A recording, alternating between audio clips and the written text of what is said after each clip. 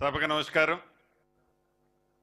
ఈ కార్యక్రమానికి ముఖ్య అతిథిగా విచ్చేసిన మనందరి అభిమాన నాయకులు గౌరవ ముఖ్యమంత్రి గారు పెద్దలు రేవంత్ రెడ్డి గారికి, సహచర మంత్రులందరికీ, ఉప ముఖ్యమంత్రి గారు బట్టి గారికి, అదే రకంగా పిసిసి అధ్యక్షులు వారు మహేష్ కుమార్ గౌడ్ గారికి, అందరు ఎమ్మెల్సీలు, ఎంపీ గారు, కార్పొరేషన్ చైర్మన్లు, అడ్వైజర్లు, వేదిక మీద ఉన్న ప్రజాప్రతినిధులతో పాటు ముఖ్య అధికారులు, ఈ కార్యక్రమానికి హాజరైన కుటుంబ సభ్యులందరికీ, ప్రింట్ అండ్ మీడియా మిత్రులకు కూడా హృదయపూర్వక నమస్కారం.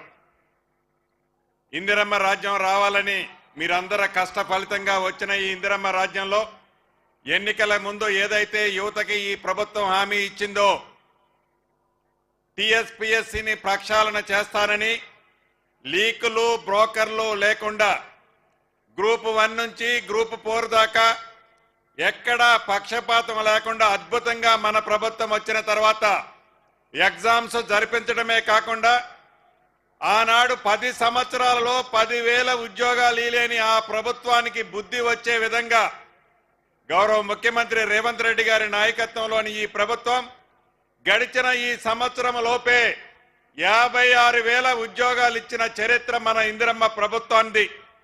ఇందాక పెద్దల జీవన్ రెడ్డి గారు చెప్పినట్లు రేపు ఉదయం 10:30 గంటలకి గౌరవ ముఖ్యమంత్రి రేవంత్ రెడ్డి గారి చేతుల మీదుగా, మిగతా మంత్రులు, ఉప ముఖ్యమంత్రి గారి చేతుల మీదుగా ఇందిరమ్మ రాజ్యం అంటేనే ఇందిరమ్మ ఇళ్ళు, ఇందిరమ్మ ఇళ్ళు అంటేనే ఇందిరమ్మ రాజ్యం, మొదటి విడతగా 4,50,000 ఇళ్లు రాష్ట్ర వ్యాప్తంగా ప్రతి అసెంబ్లీ నియోజకవర్గానికి 3,500 ఇళ్లు తగ్గకుండా ఇది ప్రారంభిస్తూ రాబోయే 4 సంవత్సరాలలో ఆనాడు ఇందిరమ్మ ప్రభుత్వం ఉన్నప్పుడు ఎలా అయితే ప్రతి ఊళ్ళో ఇందిరమ్మ ఇళ్లు ఇచ్చామో గౌరవ ముఖ్యమంత్రి రేవంత్ రెడ్డి గారి నాయకత్వంలోని ఈ ప్రభుత్వం ప్రతి ఇంటికి 5 లక్షల రూపాయలు ఇళ్లు ఇస్తూ ప్రతి వాళ్ళకి, అర్హులైన పేదవాళ్ళకి ఇందిరమ్మ ఇళ్లు ఇచ్చే కార్యక్రమాన్ని రేపటి నుంచి అంటే 6వ తారీఖు ఉదయం నుంచి అధికారులు మీ గ్రామాలకు వస్తారు. పేదవాళ్లలో బహు పేదవాళ్లు ముందు కట్టుకోండి, తప్పకుండా అర్హులైన అందరికీ ఇందిరమ్మ ప్రభుత్వంలో ఇల్లు అందుతాయి. అదే విధంగా ఎన్నికలకు ముందు ఆనాడు పిసిసి అధ్యక్షులు, ఈనాడు ముఖ్యమంత్రి గౌరవ రేవంత్ రెడ్డి గారు చెప్పినట్లు ఇందిరమ్మ ప్రభుత్వం వచ్చిన తర్వాత ధరణిని బంగాళాఖాతంలో వేస్తామని చెప్పాం. ఈ డిసెంబర్ 1వ తారీఖు నుంచి